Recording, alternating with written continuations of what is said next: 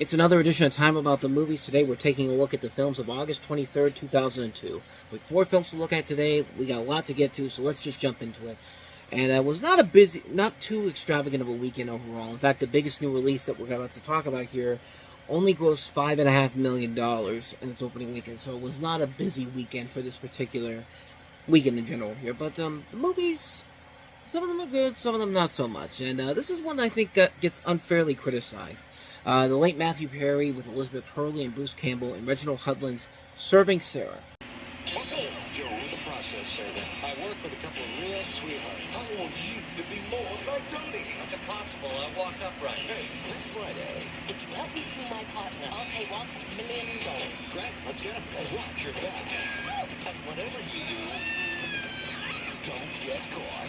Help me, not arrest me! Matthew Perry, Elizabeth Hurley, Serving Sarah. Let me just say, that suit is kicking. Get out! Rated PG-13. Get the naked truth this Friday. Matthew Perry plays a process server who's given the assignment to serve a British socialite, played by Elizabeth Hurley, with divorce papers, but is persuaded to serve her husband instead so that she can get a larger portion of his money in the divorce. And like I said, this film did not do very well at the box office. It was actually panned by critics when it came out, but it's one of those movies that I kind of look back on and think to myself, you know, especially since after Matthew Perry passed away, I think this movie is actually a lot better than I think a lot of people give it credit for. It's interesting to see Reginald Hudlin do something a little bit outside of his norm, not doing another movie like A House Party or Boomerang.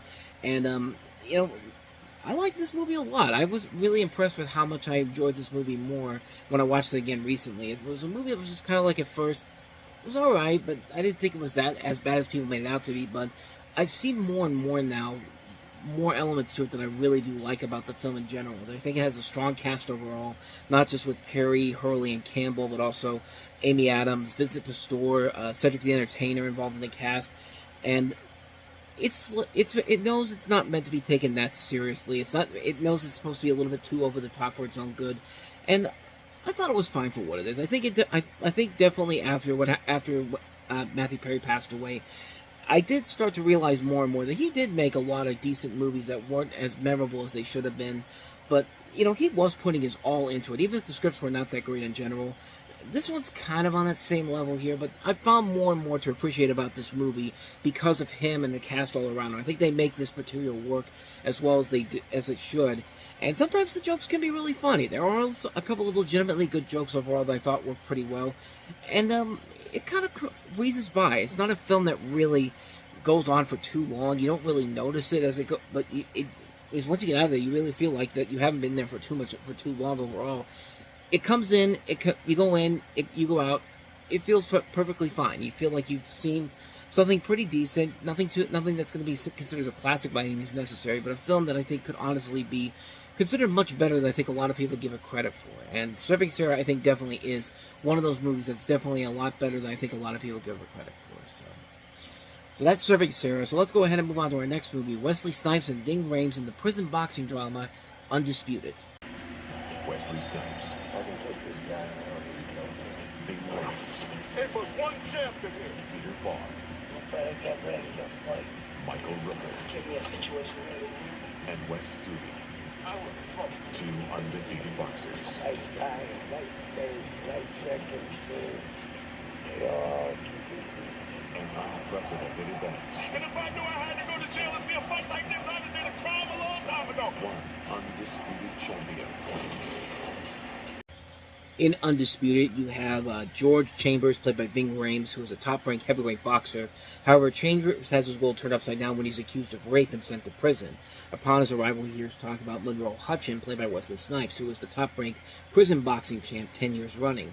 Immediately, there is bad blood, with Chambers not wanting to be second to no one, which leads to a lunchroom fight between the men, finding it will be a good way to make money for fellow convict Emmanuel Mendy Ripstein, played by Peter Falk, setting up a prison boxing match between the two men to decide who's the real undisputed champ. In addition, you have Michael Rooker, Fisher Stevens, Master P, and John Cena among the cast in here.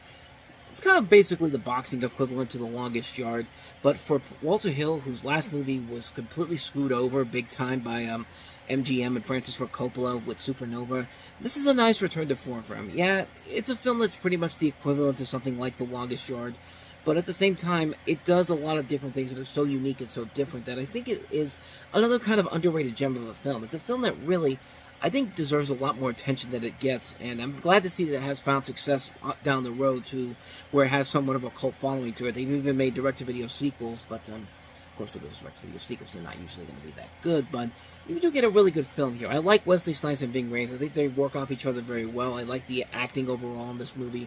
It's cool to see Peter Falk kind of playing against type. He's not playing the Columbo character like we're used to seeing him.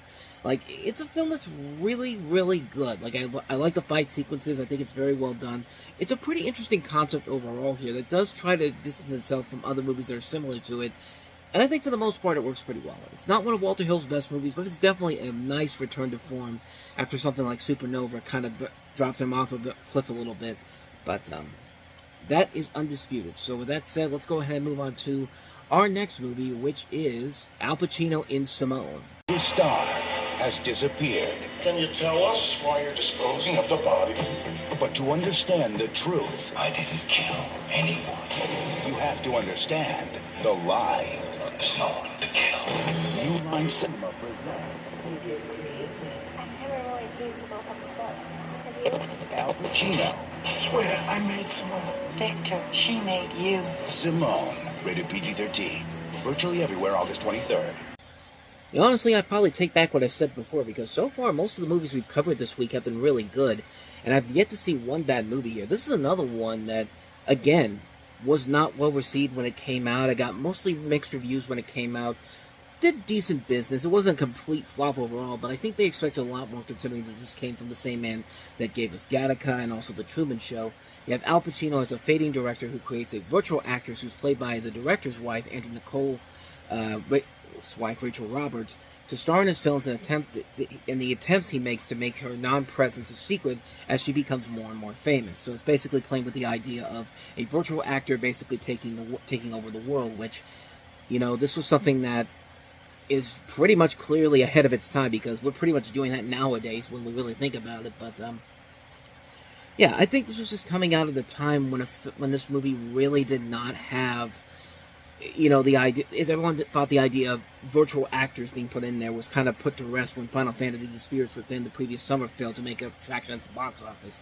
But here, it's a movie that I think really was ahead of its time, because now we have people who clearly are virtual actors. I mean, VTubers are one thing that come to mind here. You know, virtual reality is a big thing nowadays, and you know, this was a movie that maybe doesn't have the same social commentary that something like The Truman Show or Gattaca does, but you could tell that it definitely was indeed ahead of its time. It's something that's very, very interesting on how it's handled. Al Pacino, I thought, was really good in the film. I also like this actress, Rachel Roberts, who unfortunately hasn't really done a whole lot. I think they were expecting this to be like her big breakout role, and like I said, the film didn't do well enough for that to become a reality, but the film did pretty well overall. I think it was a really good film that really says a lot of things that we're talking about nowadays, like the idea of virtual reality, AI essentially taking over, and I thought it was a very good idea on how to handle this. Like, it's a very good film, a strong cast overall, just great direction, great writing, and yeah, it may not have the same, you know, questionable things like you want to. There's like, what do I want to say here? It may not have the same ideas and questions that you may be asking yourself with something like The Truman Show or Gattaca, but it definitely has shown that this movie was clearly ahead of its time. Maybe came out too early for its own good, but I hope this one does get a bigger following in the years to come, because it clearly shows that we are indeed heading more into this direction as we're moving forward into the world of reality, and like as they're trying to push AI and virtual reality to another level here. But definitely check out Simone. I highly recommend it. It's a criminally underrated film. Definitely a must-watch. So let's go ahead and wrap this up with the last movie we have here, Robin Williams starring in 1 Hour Photo.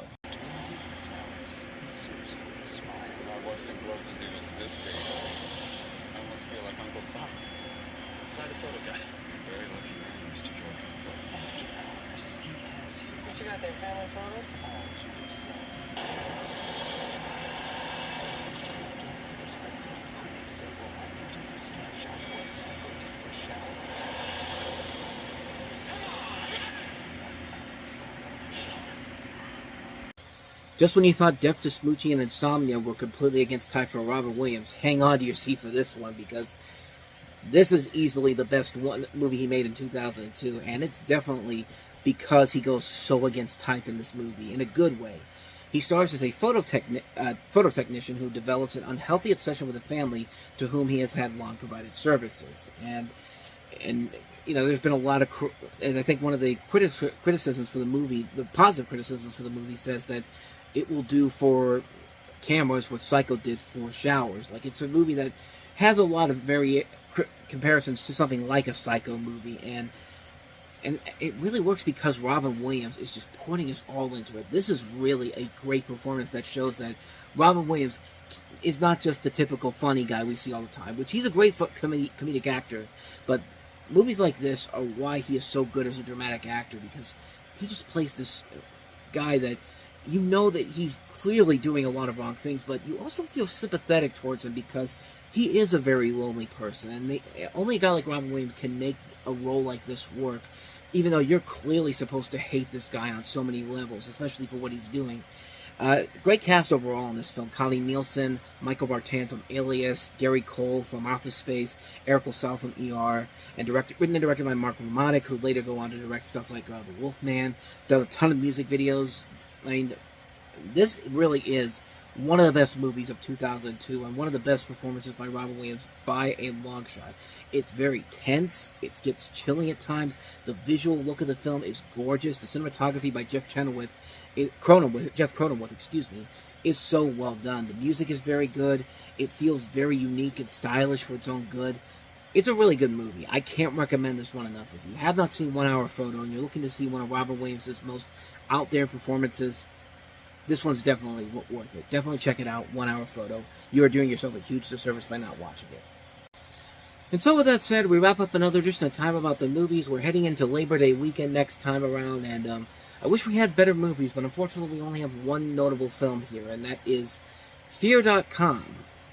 So, yeah, buckle yourself in for a doozy of an episode, because that movie clearly is not worthy of a full episode, but we're going to have to do it anyway because I didn't see any other movies of noteworthiness to go with it. So stay tuned for my full-length review of Fear.com, because this is going to be one of those episodes that I'm going to be glad to get through tomorrow, and we'll do that on tomorrow's show. We'll get to the good stuff the next time, after that, though, hopefully. But, so yeah, that'll be for the next episode. But if you like what you saw, go ahead and hit the like and subscribe button. Check out the previous episode. And don't forget to... I'm so confused on this now. I completely botched up the closing. So with that said, thank you so much for watching. If you want to see more videos like this, please hit the plans on the next page. Check out the previous episodes. Then hit the like and subscribe button. There we go. I got it at that time. So thanks for watching. I'll see you next time. And until then, as always, take care.